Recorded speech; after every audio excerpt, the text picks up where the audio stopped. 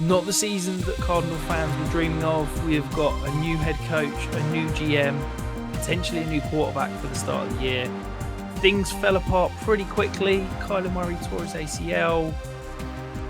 Where do you want to start, Tom? It's not looking good in sunny in Arizona right now.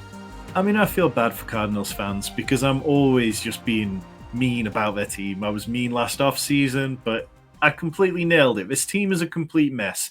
And it starts with the owner. Michael Bidwell is the owner, and he gave Steve Keim and Cliff Kingsbury new contracts last off-season coming off one of the most atrocious playoff losses. And they tailed off again. So it really just doesn't seem like this team knows what it needs to do. Michael Bidwell needs to take a step back. They were 30th in offensive DVOA during the games Kyler played, so it's not even like this year they were bad once Kyler got injured. Kyler had career lows in touchdown percentage, yards per attempt, QB rating. He had only 3 rushing touchdowns in 11 games, which isn't really going to do it. He averaged the 8th most rush attempts among quarterbacks, but for him to really pay off, we need that to be in the top 4. Like Jacoby Brissett picked up more first downs from rushing than Kyler Murray did. And, there was plenty of receivers. They went out and traded for Marquise Brown. Obviously, DeAndre Hopkins missed the first 6 games. Do you think now Hollywood can produce with potentially Kyler missing the entire offseason and maybe even the start of next season? I'm really skeptical about the Cardinals full stop going into next season. I think Kyler Murray, rightly or wrongly, has had a lot of stuff said about his work ethic. And if he's got to learn a new playbook, new terms, and all that kind of stuff at the same time as rehabbing from a serious injury, I do worry about what that offense is going to look like early on. Marquise Brown, when you make a move like that, you're doing it because you're ready to compete and win now. And the Cardinals weren't. And that was pretty obvious to most people. But then they traded for this deep threat, and they didn't use him that way. He had his lowest yards per reception of his career, less receptions per game than he had when he was in Baltimore last year. So even though he was flashing at times, you see on screen now, we've got 16.7 points per game in his games with Kyler Murray, 10.29 targets per game. They weren't able to scheme that across the whole year. And when you've invested a first-round pick in a talent, you have to be able to make use of them constantly. Yeah, absolutely. And then his wide receiver teammate, DeAndre Hopkins, apparently asking for a new contract despite being one of the highest paid wide receivers in the league. Sounds like the Cardinals aren't going to acquiesce to his request and look to trade him this offseason. Do you think DeAndre Hopkins, who produced when Kyler was fit, could potentially be a player that we can get on the cheap because there's this uncertainty around his landing spot next year?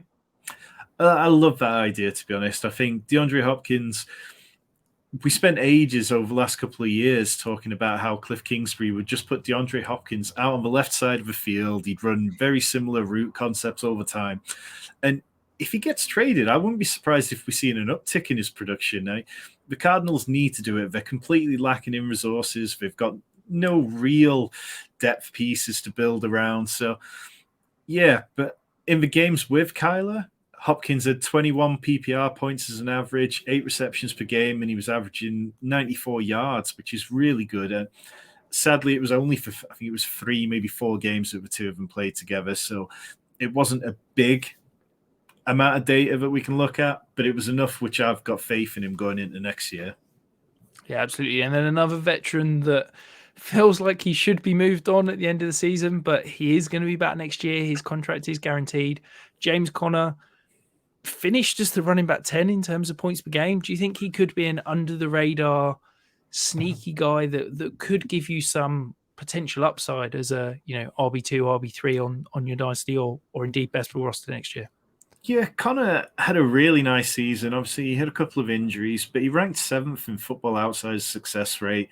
And they really leaned into using him as a workhorse when he came back, to the extent that Benjamin kicked off and then got kicked off the team.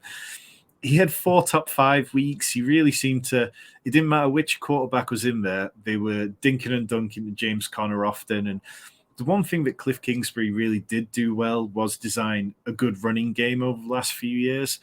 And that seemed to drop off a little bit this year, but James Conner still had a really nice season. So I've got faith in him that he could be somebody who'll be a value going into 2023.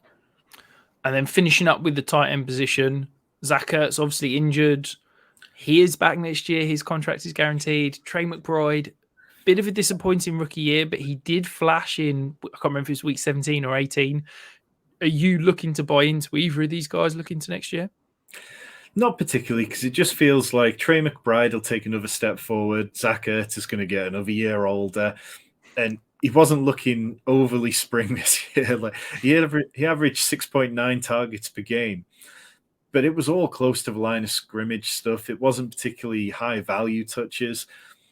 And it's a little frustrating that we didn't see this Cardinals offense how Cliff Kingsbury had hoped it'd be with Marquise Brown, DeAndre Hopkins, and Zach Ertz and James Conner and Rondale Moore all healthy at the same time with Kyler Murray. But yeah, I just struggle with the idea that Zach Ertz is somehow going to have a great fantasy season next year.